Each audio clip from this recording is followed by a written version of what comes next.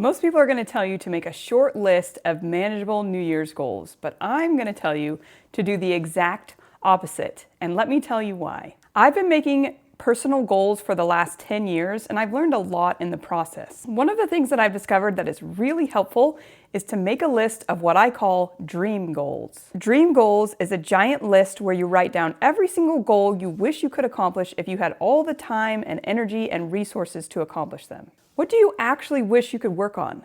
What excites you? What do you think would be a fun way to grow or inspires you to improve? The thing that I think is so helpful about making a list like this is that it propels you forward, and throughout the year, you feel excitement about your goals. It's motivation and it's intrigue. If you just make 5 goals and they're very sensible, goals that other people would expect you to make, things you have on your list just because you feel guilty or because society is telling you that these are things you need to work on. These are not things you're going to stick to in the end. You have to have a personal motivation, something that you really care about. Then what I do with these dream goals is I allow them to help me decide what to work on each month. Each month I review this giant list of goals and decide, hey, this is something that excites me this month. This is something that I think I have time and energy to work on. And instead of feeling tied to just 5 things, and usually 5 boring things for an entire year, I have this giant list of fun, exciting things I want to work on that I can choose from throughout the year. And I actually did this last year. Last year, I looked at my New Year's resolutions more than I ever have in my entire time of making goals. And it was all because it was just a list. It was just ideas of things that I thought at the beginning of the year were things that I would love to work on, things that were important to me and I felt like would be fun to improve upon. Because making goals is fun. Self-improvement should be fun. It shouldn't be this thing just hanging over your head that you have to do. It should be something that you feel excited about, that gets you thinking about, hey, this is something that could really make my life better. So I have created a giant list as I'm getting ready for this new year, but I'll be sure to link in the comments the entire list if you want to look at it, because something that I think is really helpful when you're making goals is to have ideas from other people, to think about and see what other people are thinking about improving upon, because that helps you, and then you think, oh, I didn't even consider that that's something that I could work on. So I would encourage you, as you make your New Year's goals this year, to go and see if you can find some lists of goals that other people have made, and see if it helps inspire you to think about things that you want to change as well. One of my goals for the upcoming year is to have more family dinners. I have heard that family dinners is really beneficial to your family. And I do make dinner every night, but because of our family schedule, a lot of times we're not able to eat dinner together. And sometimes it's people eating the food as they're running out the door and those kinds of things. So I think that is a goal that I want to improve upon in the new year. I have been doing great this year on reading fiction books. It's been so fun. I've read so much more fiction books than I have in years past. But one of the things that I have neglected is reading nonfiction books. I also love podcasts and things like that, but one thing I would like to do in the new year is to try and read some nonfiction books this year. I also love exercise. I get in my daily walks and I enjoy weightlifting, but something that I have done in years past that I have not been good at this year is including stretching or some type of yoga. It's something that I enjoy. I like the way it makes me feel. And so I'd like to make sure that this year I try and add some stretching to my life. I also want to grow a garden. This past year, we had thrown some pumpkin seeds in our flower beds. We were able to grow our very first vegetable at our house, a pumpkin, and the kids were so excited. And I just thought, this is going to be really fun. I want to try to grow a real garden this year. And I know it's probably not going to be perfect because it's going to be our first attempt, but I'm excited to try it in this coming year. I also want to do more journaling. My dad is a huge journaler. He has journaled every single day of his life for probably 50 years. It's a habit that he taught us when we were growing up, but it is something that I have completely dropped. I do have other forms of keeping records of my life, but I would like to try and pick it up again this year, see if I can start daily journaling. I also want to try a digital Sabbath, or at least some kind of window during the week or during the day or something where I'm unplugged. I just am really excited about that idea, and I think it could really help me reduce my screen time and have a healthier relationship with my phone. Another idea I had is I thought it would be fun to memorize a poem or a scripture or a quote. Growing up, again, this was something that we learned to do, and I feel like in our society it's something that we don't really value anymore. We don't really try to memorize things. That quote, a scripture that you memorize is your friend or something like that.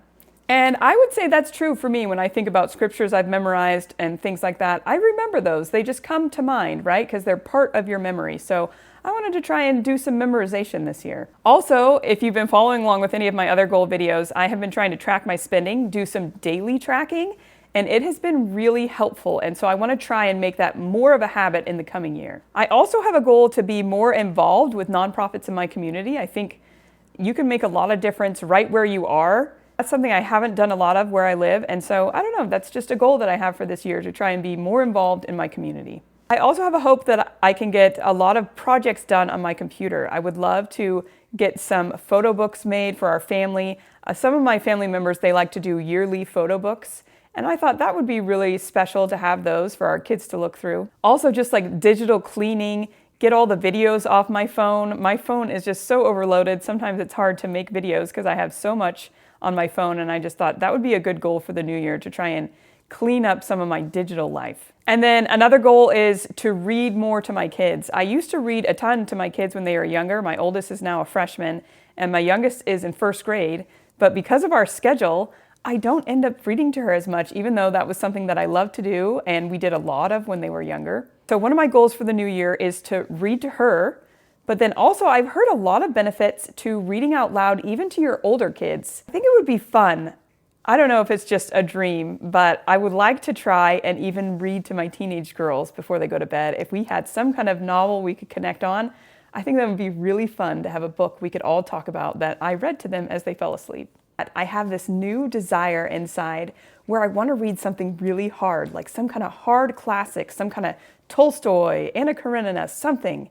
But I have found to be really helpful when you encounter a classic with kind of difficult language to listen to it on audiobook. So one of my goals for the new year is to find a difficult classic and listen to it. I also thought it would be fun to do something really physically demanding with my kids, to like plan some kind of harder, longer hike, maybe with my older kids, or something that's going to physically challenge us that we can do together. I also would love to go boating. We often go boating when we go visit my sister in Arkansas. We have tons of fun, but I think it'd be fun to go boating here in Indiana. We've done it in the past, rented a boat, and I would like to try that again. I also think it'd be cool to go camping. We don't have all the gear and stuff, but I put it on my list. I think it's the last time we went camping, our oldest, who's a freshman, was a baby. So I don't know, I think it'd be fun to go camping again. Another idea I had was to talk to my kids about what parts of our life they find joyful.